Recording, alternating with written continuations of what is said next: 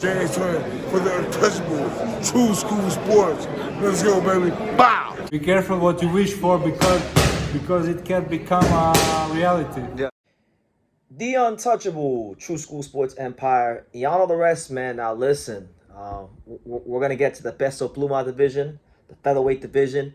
2024 was the year of the featherweight division. 2025 has continued to be the year of the featherweight division. And y'all can say the date because we got a new fight in the featherweight division that just got announced for July the 26th. It'll be for the WBC interim world featherweight title. So very interesting stuff there. The WBC world title picture at featherweight is kind of interesting, so we'll get to that in a second. But the match is going to feature one of the most prominent names amongst the contenders in one of the young rising American stars in Brooklyn, New York's very own Bruce Shoo Carrington. He'll be back in the ring for the second time this year, right? And he'll be taking on none other than Namibia's Mateus Heita, who comes into this fight a relative unknown to the boxing world.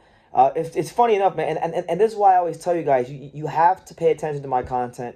Any fighter I talk about, any video I make, True School Sports is normally always 3 to 4 to 5 months to a year, and sometimes, in some cases, even years ahead of the curve, because nobody else on YouTube, I can guarantee you, nobody else on YouTube has a video in their channel catalog of Mateus Heita. I do. I made a video about him about 4 or 5 months ago when I was doing my contender and prospect review cycle, and there wasn't a whole lot of information out there about this guy. I had to really dig, and my research skills got really tested in making that video, but I made it, and it's the only video that people can find of the guy, right? So that being said, Mateus Heita, let's talk about him. Who is this guy? Shoo. People are gonna complain and say he's cherry picking, and fair enough, fair play. I know how the boxing game works, but who is Mateus Heita? How did he even get in position to fight Bruce Carrington? Because really and truthfully, I mean, this fight is gonna be for the WBC interim title, right? Now I know that Heita, I haven't checked the rankings in like a month or so, but I know that Heita was ranked in the WBO. He won the WBO African title not that long ago. But as far as the WBC, let's see, where's he ranked? He's 13 in the WBC and he's 13 in the WBO. So I guess he's gotten ranked as of late in recent months. So that makes sense because he would have to be ranked at this point for Shoo to fight him. But before I get into the style matchup, let me give you guys my honest take. Now, Bruce Carrington is a good fighter. I think he's a really good mid-range fighter.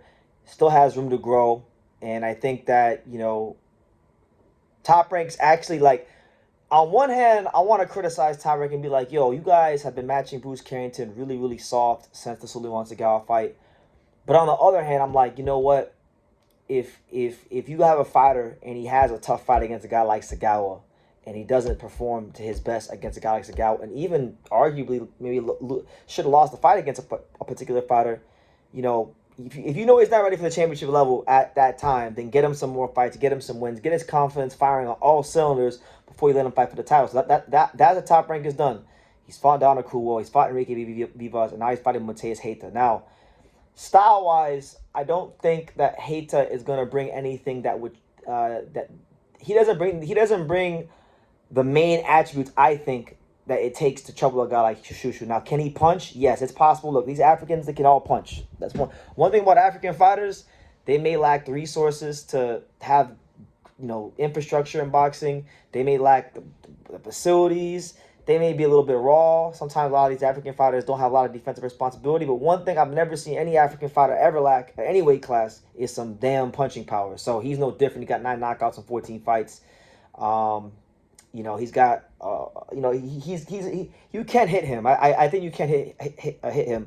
Shoo is going to have a very big gap in experience above Heita. This will be Mateus Heita's first time fighting out of his native country of Namibia. I always say that.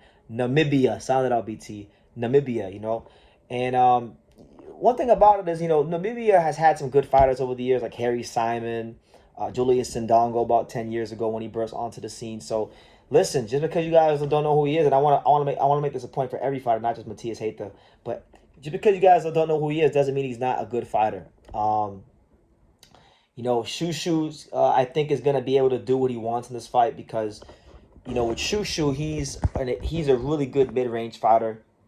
He explodes really well from the mid-range. He explodes pretty well from the outside too, but mid-range is really where he likes to be. And I think to beat a guy like Shushu, you would have to be able to know how to. You have to have good feet, like be light on your feet, be able to move and box. And I don't think that Heita necessarily has that in his skill set. So, you know, I think he's going to be very much in front of Shushu. And if he can't push him back and impose himself, then I think Shushu will win. And, you know, Top Rank, I feel and I know has a vested interest in Shushu winning because they pumped good money into his career. You know, he's probably one of the most he's probably one of the best fighters in the division at promoting himself. And, you know, he wins this fight against Heita. He's an interim champion. That basically makes him the mandatory to the fight that's going to happen between Carlos Castro and Ray Vargas because Stephen Fulton isn't there anymore because Stephen Fulton vacated the belt and is going to 130 to pursue a title against O'Shaquie Foster. So he wins this fight. I'll be led to believe that the world title was next. But listen, Heita, I mean, look, just if we just have a quick synopsis, a quick check under the hood of Heita's record. He's 14-0 with 9 knockouts, right? 27 years old, coming to you live and direct from Namibia, right? Now, he won the WBO African Featherweight title back in November of last year, right? Well, that's how he got ranked. He's defended it once since then, but he's never fought outside of Africa. In fact, he's never even fought, forget Africa, he's never even really fought outside of, what? Yeah, Namibia. He hasn't even fought in Ghana or Nigeria or any other, or Uganda. Like, he hasn't fought none of the other, well, that's not true. No. I think he fought in Uganda because I see a different flag for one of his fights. So with the exception of all but one of his 14 fights, 13 of his 14 fights have been in Ghana or have been in Namibia. None of his fights have been outside of Africa. So this is a big. This is like, for Heita, this is a big step up in class. You know, look, the way I see it, the way I feel African fighters should approach it is you're playing with house money. Nobody's expecting anything of you to win. And you got everything to gain, right? So really it's Shushu that has the pressure on in this fight, not Mateus Heita. But should be a good fight. From what I've seen of Heita, he can punch. Shushu, when you let him stay at the mid-range and explode, he can punch as well. As ask Enrique Vivas, you know, ask Jason Sanchez, ask these kind of guys, ask Bernardo Torres. They'll tell you all about Shushu's punching power. But, you know, it's all about range. At this level, it's all about range. So either Shushu's going to win this fight and then be able to fight for the world title next, or we will have another African star emerge from the ashes at the world level. And the last time we saw Shushu in there with an African, it was Suleiman Tagawa, and he didn't look his best. He barely won by the hairs of his chinny chin against Sagawa. I personally thought that he lost that fight. But Sagawa is a lot more experienced and had a lot more big fight experience against top competition outside of Africa than Heita does. Heita is just coming in like, you know, no experience against outside of Africa. I'm not even sure if he's been to America. I like to know that. He probably never even been to America. Maybe he has, maybe he hasn't. But yeah, he's really up against it. But I wish him the best, and you never know what's going to happen in boxing. So if I had to make a prediction for the fight, on paper, it looks like Shushu should beat him. From what I've seen of Heita, he's going to be right there to be hit. And I think Shushu will be able to stay at the mid-range and explode and land the punches he's going to look to land.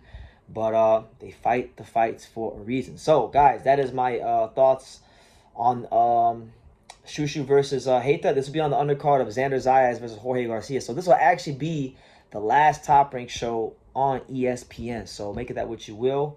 Leave your comments down below. Listen, anybody from Africa that knows anything about Mateus Heita, I'm not here to disrespect him or downplay him. Give me some information. Put me on game because I want to learn about him myself. There's not a lot out there on him. So, yeah, leave your comments down below. Make sure you guys take the time to subscribe. And like I say in every single one of these videos, you can love me or you can hate me. But I'm just a kid from Daniel. So until next time, take care, guys. Thank you for watching another video on the untouchable True School Sports Empire. I'm in the fight capital of the world, Las Vegas, Nevada. And we got a monster in town. For more great boxing content from America to Japan and everywhere else in between, make sure you guys subscribe, stay tuned, and keep it locked.